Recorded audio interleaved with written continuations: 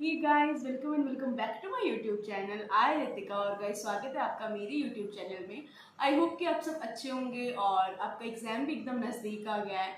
तो मैंने सोचा कि एक वीडियो आपके लिए बनाती हूँ जिसमें आपको बताऊँ कि आप इस टाइम पे क्या किन चीज़ों का ध्यान रखें या कैसे अपना स्ट्रेस मैनेज करें।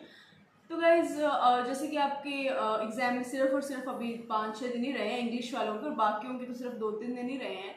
तो लास्ट टाइम पे मेरा ऐसा मानना है कि आप अगर आपको स्ट्रेस हो रहा है या अगर आपकी पढ़ाई नहीं हो रही है तो अब आप छोड़ सकते हैं।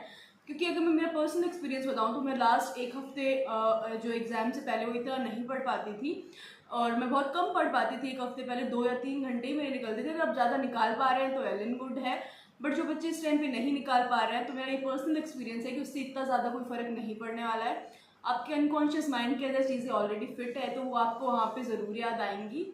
और आप स्ट्रेस बिल्कुल भी ना लें और अपनी नींद प्रॉपर लें, स्लीप प्रॉपर लें। और जीके के एग्ज़ाम के लिए अगर आप मैं बताऊँ आपको कि अभी क्या करिए आप, तो आप एक तो कि जो भी एग्ज़ाम्स पहले होते हैं उनको ना देखें। हो सकता है कि ये चीज़ थोड़ी सी ऑकवर्ड लगे कि आप उन एग्ज़ाम को ना देखें, बिकॉज मेरा ऐसा पर्सनल एक्सपीरियंस है क्योंकि मैं उन एग्ज़ाम्स को कभी नहीं देखती थी। क्योंकि उन एग्ज़ाम्स को देखने से पैनिक क्रिएट होता है। एंड देन ज़रूरी नहीं है कि आपका आने वाला पेपर उसी टाइप का हो। अगर आपने अच्छे से प्रिपरेशन की है तो आपको कोई ज़रूरी नहीं है कि आप पहले जो आ रहे हैं एग्ज़ाम उनको देखें, क्योंकि जो पहले एग्ज़ाम में चीज़ें आती हैं वो दूसरे में कभी भी नहीं आती है और उससे आपको पैनिक ही क्रिएट होता है। जैसे कि मैं जीके के पेपर के बारे में आपको बताऊं तो जीके के पेपर में आपको आके आंसर की वगैरह बिल्कुल भी मैच नहीं करनी है।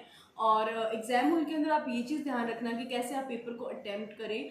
जीके के अंदर आपको 100 क्वेश्चंस मिलेंगे, तो उसमें से सबसे पहले आप सिर्फ उन्हीं क्वेश्चन को करें जिनको आपको श्योर, जिन क्वेश्चंस का आपको आंसर श्योर है। और फिर आपको रिस्क भी लेना है तो आप पहले एक शिफ्ट के अंदर सारे उन क्वेश्चंस को कर लें जो आपको आते हैं, एंड देन आप रिस्क भी उन्हीं में लीजिए जिनमें आप दो में कंफ्यूज हैं। आप ऐसे क्वेश्चंस में रिस्क मत लीजिए जिसका आप गेस वर्क भी इवन नहीं कर सकते हैं। आप सिर्फ उन्हीं में रिस्क लेना जिनमें आप श्योर हो किसी चीज़ को लेके, एंड देन 50-50 चांसेस आप ले सकते हैं। और आपको एग्जाम के अंदर ही कैलकुलेट करना पड़ेगा कि मैं अपने 40% के क्राइटेरिया कैसे बचाऊं। अगर आप वहाँ पे नहीं करोगे और ऐसे नेगेटिव बहुत ज़्यादा करते रहोगे तो आपको लॉस हो सकता है इस चीज़ का। तो आप वहाँ पे ये चीज़ बिल्कुल ध्यान रखना कि आप अपने 40% का जो क्राइटेरिया है उसे ख़राब ना होने दें और वो आपका किसी भी हालत में बचे। और करंट अफेयर्स के जो क्वेश्चंस हैं या जो अनदर क्वेश्चंस हैं जो थोड़े से टफ आते हैं, अगर आप उनका गेस वर्क नहीं लगा पा रहे हैं तो आपको वो छोड़ देने चाहिए। और एट लास्ट मैं यही कहूँगी कि आपका पेपर बहुत अच्छा होगा।